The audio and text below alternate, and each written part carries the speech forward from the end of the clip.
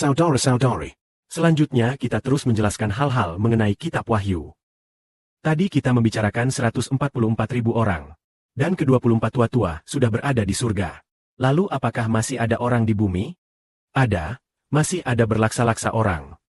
Orang-orang itu, entah berapa kali lipat lebih banyak dari 144.000 orang.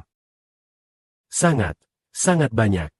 Jika perkiraan saudara Sibo benar, menurut Bapak, itu adalah sepertiga dari umat manusia. Maka, akan ada sepertiga dari zaman ini. Mungkin ada lebih dari 2 miliar orang di bumi yang menunggu kita, orang-orang surgawi, untuk menyelamatkan mereka. Hingga sampai ke surga. Tepat pada saat ini, ada seorang malaikat terbang di tengah langit. Hendak memberitakan Injil kepada orang-orang di bumi. Kepada siapa Injil ini diberitakan pada saat ini? Apakah diberitakan kepada 144.000 orang itu? Bukan, 144.000 orang itu sudah mendapatkan hidup ciptaan baru karena Injil. Melainkan diberitakan kepada setiap negara. Tiap suku, tiap kaum bahasa, dan tiap bangsa. Malaikat ini berkata, takutlah akan Allah. Dan muliakanlah Dia. Karena saat penghakimannya telah tiba. Sembahlah Dia yang menjadikan langit dan bumi dan laut dan semua mata air. Artinya, menyuruh orang-orang di bumi untuk menyembah Allah. Yaitu tuntutan paling inti bagi orang-orang di bumi adalah jangan menyembah Allah lain. Hanya menyembah Yehwa. Hanya mau menjadi umat milik Yehwa saja sudah cukup. Hanya demi hal ini. Karena, kapankah waktunya? Di sini dikatakan karena saat penghakiman Yehwa telah tiba. Yaitu Allah menghakimi siapa? Saatnya menghakimi kerajaan iblis telah tiba. Karena hakimnya. Hakim yang ditetapkan Allah sudah ada di surga. Hakim ini adalah 144.000 orang itu. Dan ke-24 tua-tua. Mereka semua telah memiliki kuasa Kristus. Maka, hari penghakiman telah tiba.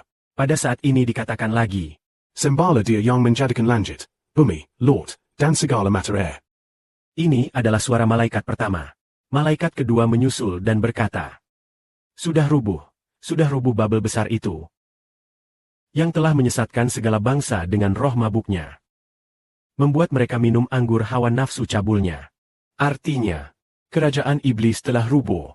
Yaitu kerajaan iblis, kerajaan yang di langit telah rubuh.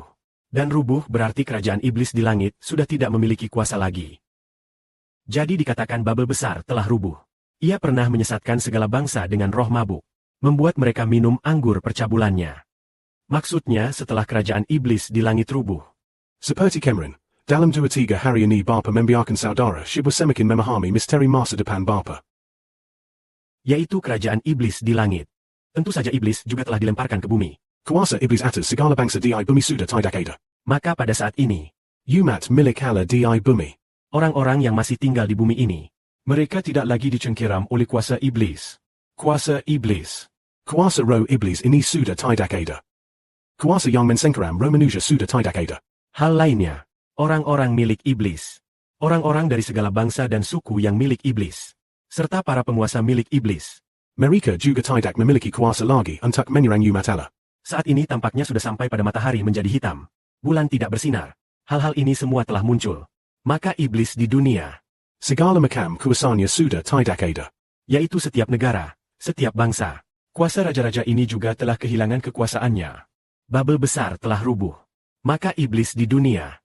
Kuasa 3,5 tahun di bumi sudah berakhir. 3,5 tahun sudah berlalu. Sudah berakhir. Maka, pemerintah di bumi. Baik itu otoritas binatang bertanduk itu. Ataupun otoritas binatang bertanduk dua ini. Otoritas berbagai negara. Pada saat ini, mereka sudah mulai tidak memiliki otoritas.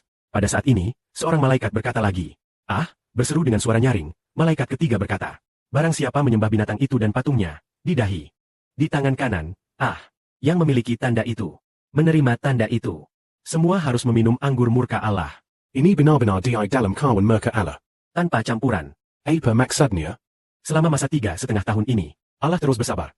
Malapetaka besar. 3,5 tahun malapetaka besar mungkin dari tahun 2038 hingga 2042. Selama masa 3,5 tahun ini. Allah terus bersabar hingga 3,5 tahun selesai. Baik. Allah telah memisahkan siapa yang benar. Siapa yang jahat. Yang menghujat Allah semuanya jahat. Menista Allah. Yang menerima tanda itu jahat. Karena 3,5 tahun itu telah mengungkapkan niat jahat mereka dengan jelas. Politik buktinya kuat. Apa yang dilakukan setiap orang telah dicatat oleh malaikat. Pada saat ini, bagaimana akhir dari orang-orang ini? Yaitu mereka akan disiksa di dalam lautan api belerang di hadapan malaikat suci dan anak domba. Membuat mereka menderita. Asap penderitaan terus naik ke atas. Sampai selama-lamanya. Mereka yang menyembah binatang dan menerima tanda itu, dan yang menerima tanda itu, tidak akan tenang siang dan malam. Karena mereka, oleh sebab itu mereka yang menuruti perintah Allah dan memegang kebenaran Yesus. Harus bersabar. Pada saat ini, tentu saja lautan api belerang belum melemparkan mereka ke lautan api belerang. Tetapi sudah divonis bahwa mereka akan dilemparkan ke lautan api belerang. Kapan dilempar? Kapan mereka akan dilemparkan ke lautan api belerang?